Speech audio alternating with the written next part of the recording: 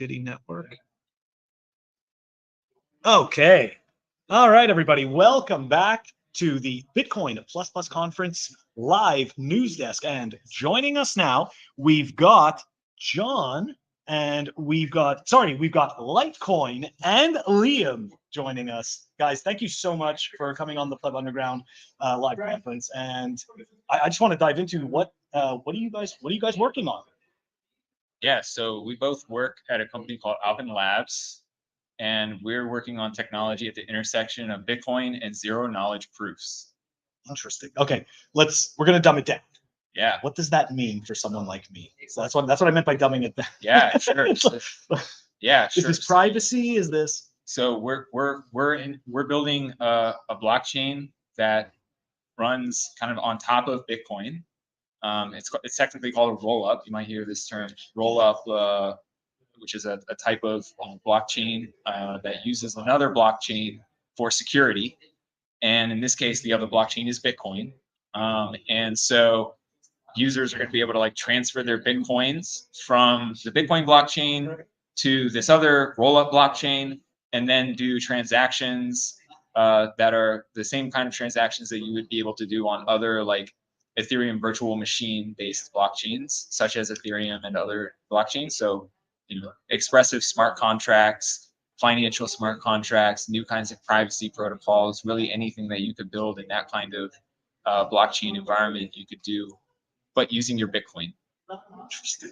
Okay, so of course I'm going to be annoying, but like, is there like some other token that gets created as a result of this? No, it's just a big. Because that's always the problem, right? It's like, I hear like roll-ups, and because I don't understand everything as technically and as deeply as you guys that are actually working on this stuff, when I start to hear these things about like other blockchains, and I'm like, oh no, I'm like, you're going to be stuck with another token. So it's actually Bitcoin. You just use Bitcoin. Sweet. Yeah. That's awesome. All right, you hear that, guys? It's Bitcoin. That's perfect. Yeah, you can do Bitcoin with fully expressive smart contracts. Okay, so let me ask you this: how far along in this project are you? Is it actually released to the public, or is it just kind of like beta, and it's kind of like the way that Lightning was back in 2018, like reckless, so to speak? Or can you speak to that point? It's not even reckless yet. It's still under development. So wow. We're planning to do a test net later this year, but still under development. Okay, cool, very cool. And Liam, what are you working on in regards to this project? The bridge. So the way we move Bitcoin from Bitcoin the blockchain to the rollup, and that's where the zero knowledge proofs come in. And people may have heard of BitVM and the related sorts of developments. That's a big part of why this is sort of now possible in a way that it wasn't. So question. So I'm assuming BitVM is required before this can take place, or is this a prerequisite for BitVM? Yes. BitVM is necessary to make the bridge. Okay. Okay, so BitVM is required for this as a prerequisite. Yeah. Okay. Interesting. Although technically the bridge that we're building is a variant of BitVM, so we're not actually relying on BitVM direct. We recently released a blog post yesterday called Snarknado, which is Snarknado? That's right, yeah. That is a great name. Thank you. Did that come at all from the Sharknado series? I'm just wondering. No comment. But it's based on BitVM. It's the same sort of primitives, and this is necessary to support snark verification on Bitcoin without a soft fork or cat, for example, something like that. When you say cat, you're referring to OpCap. That's right. Yeah. Right? Okay. Interesting. So I guess in terms of like the purpose of this is what, privacy and scalability, or like, I guess what would you say is the main focal point of what it is that you guys are developing here? I think scalability and features. So like more expressive smart contracts and the ability to process more. What would that mean to to an end user, right? The more expressive smart contracts, like to a retail person that doesn't understand what is happening in the background.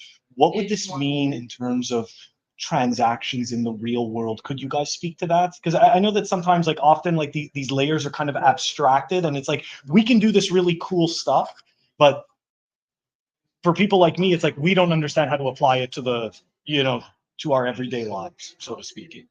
Can you guys talk to that point at all? Yeah. So I would say that to your end user, what that translates into is being able to do more things with your Bitcoin in a way that's like self-custodial or closer to self-custodial than you would get if you were using like a centralized exchange or some kind of centralized finance company, like all the ones that went bankrupt a couple of years ago.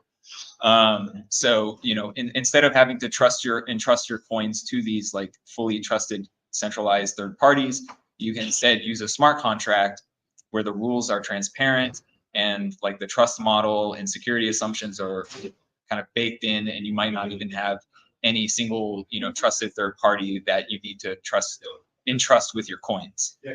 And so you could do trading this way. You could do things like loans where you borrow against your Bitcoin, basically putting up your Bitcoin's collateral to get a loan. You might be able to, as a developer, build new kinds of layer 2 protocols that enable end users to pay each other, just doing peer-to-peer payments in a much lower cost way, again, without having to give up custody of their coins to a trusted third party. Currently, right now, with Bitcoin L1, the types of layer 2 protocols that you can actually build are you're limited in the kinds. It's basically just Lightning network. Yeah, pretty much. And then there are a couple of other Mercury layers being worked on. Yeah, there are other projects like Mercury or state chains, broadly speaking, as well as things like Fedimints and eCash servers and things like that.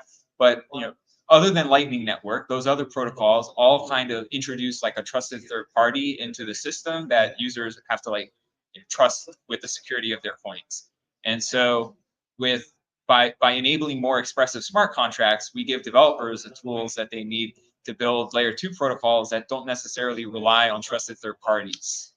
Nice. Yeah, so you can you can build new things like alternatives to Lightning or even improved versions of the Lightning network, such as a version of the Lightning network that supports a protocol called LN symmetry. This is like a technical thing, but people might hear about this. You can't do that on Bitcoin L1 today, but you could build something like that on a rollup that has more expressive smart contracts. So let me ask you this. Possibly, when do you think that this is going to be available?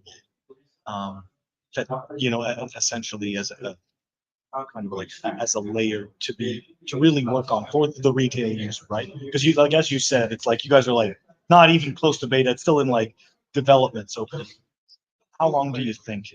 Like what you see something like this Next couple of years. Hey? I don't want to put any pressure on. I don't want to put any pressure on the engineers, but sometime in the next couple of years. The reason why I ask these questions is because like I'm a Gen Xer. I grew up before the internet existed, right? So I got to see that happen, and I saw the massive incline, right, going from like the 56K or the 33K dial-up, which was a total nightmare, like having to deal with jumper settings all the way to where we are today. And so I often ask these questions about the timelines because I like to show like, hey, this is actually moving much faster than we think, so like, yeah, this is really interesting stuff. Yeah, I mean, to make a point of comparison, like the Peg sidechains white paper. Sidechains was like a protocol that a lot of people were excited about in like 2014, 2015 kind of era. The white paper for sidechains was dropped in like 2014, and the first production sidechain went live in like 2018. So that was almost 3.5, 4 years difference. And then Lightning had a similar kind of experience where the white paper dropped in like 2015.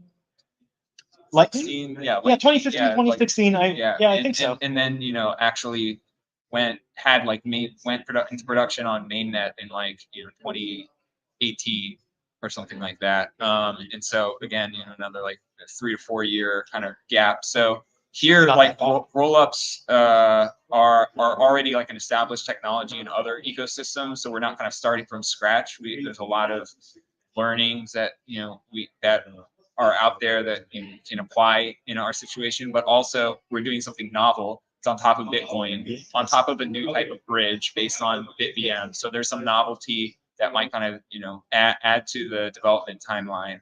But it's not something where I think people are going to be waiting 3 or 4 years for this. I think it's within the next year or two. Very bullish. Very bullish. Liam, I'm sorry. Did you have anything to add to that? I think, like like I said, roll-ups are fairly well trod territory. The Yes. stocks are performant enough for them to really work.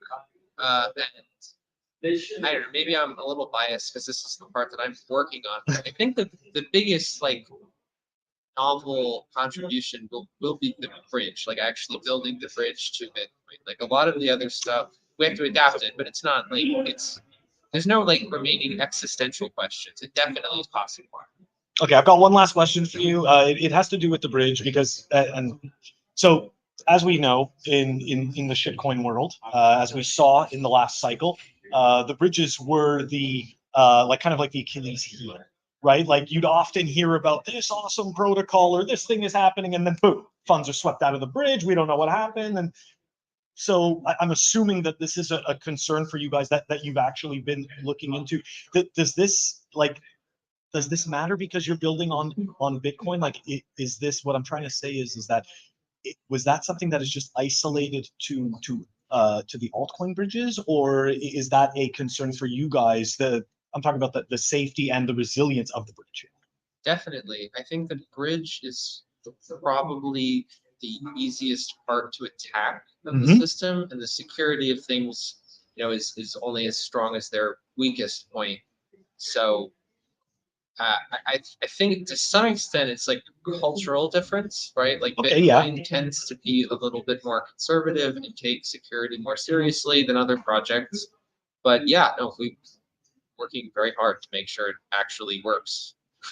Absolutely. Yeah. There are two, I think, major classes of attacks on bridges. One where you're able to attack the actual nodes that are controlling the funds in the bridge.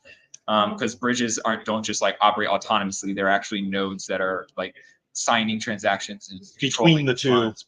Yes. Yeah, on each side of the bridge. Yeah. And then there's actually attacks on the smart contracts themselves that those nodes are interacting with. And a lot the hacks that we saw over the past few years.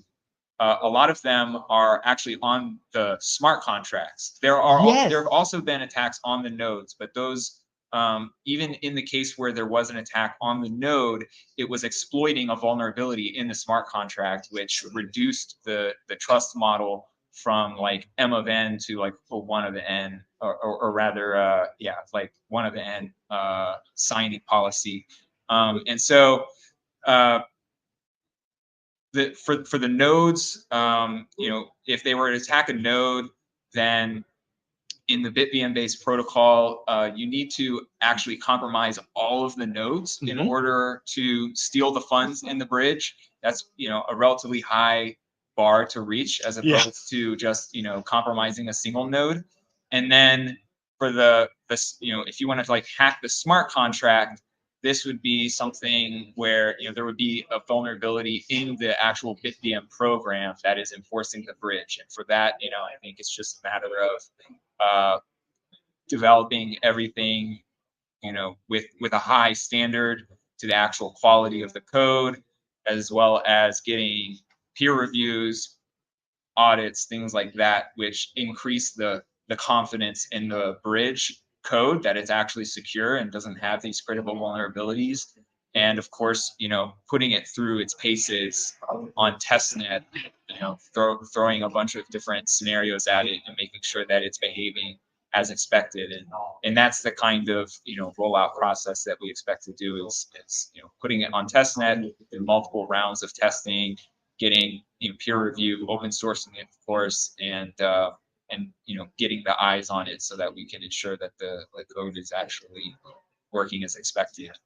Well, you guys definitely sound like you're doing your due diligence on this. I really appreciate it, and I think this project is absolutely going to be huge. For the viewers, where could they find more information about this project?